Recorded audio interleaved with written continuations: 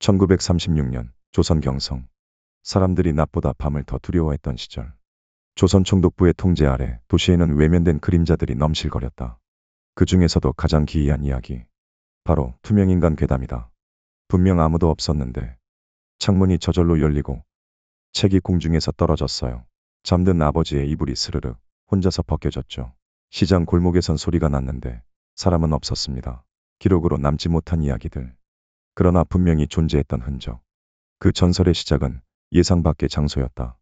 1936년 9월 12일 경성제국대학 부속병원 지하보관소. 한 청소부가 오래된 서류를 정리하다 낡은 상자 하나를 발견했다. 상자 안에는 이렇게 쓰인 한글 문서가 들어있었다. 시야 저편에 인간 실체 없는 실험 기록.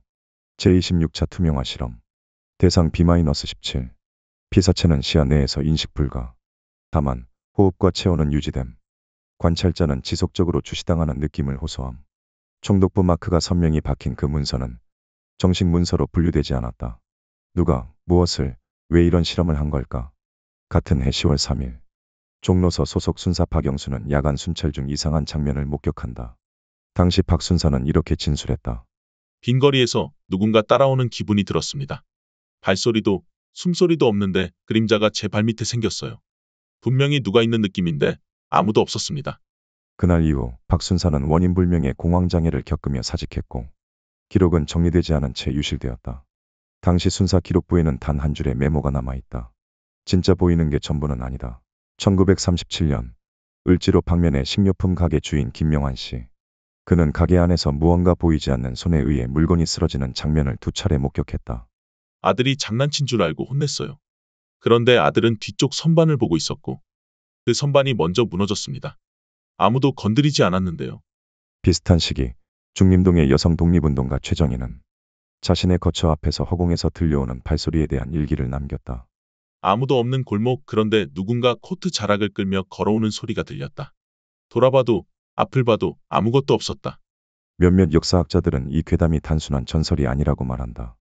일제강점기 말기 경성제국대학과 총독부 과학부는 시각적 착시와 위장술을 활용한 비밀 연구를 진행했으며 그 실험 중 하나가 바로 인간의 시야에서 사라지는 법이었다는 것이다.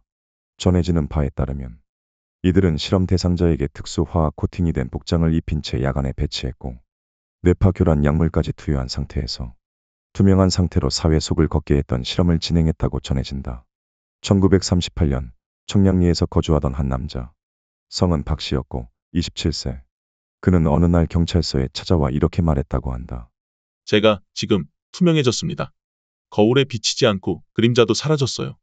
그는 밤마다 자신의 손이 사라지는 것을 봤다고 주장했고 그의 방은 철저하게 암막되어 있었으며 음식도 며칠째 그대로였다. 사라진다는 것은 자유가 아니다. 그 누구도 나를 보지 못하고 나조차 내가 느껴지지 않는다. 나는 점점 사라지고 있다.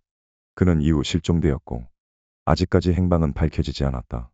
1950년대 초 중구 명동의 한 여관에서 투숙객이 투명인간에게 다리 밟혔다고 신고한 기록이 있으며 1970년대 후반엔 이화동 일대의 골목에서 허공에 부딪힌 경험이 다수 보고되기도 했다. 1982년 성북구의 한 중고 서점에서 한 사진이 발견된다. 1930년대 경성거리. 그 사진에는 사람들이 모여 있는데 정확히 중앙에만 그림자가 없다.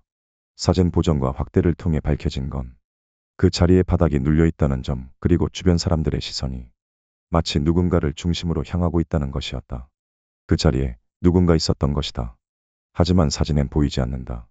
투명인간 괴담. 그건 단지 상상의 산물일까?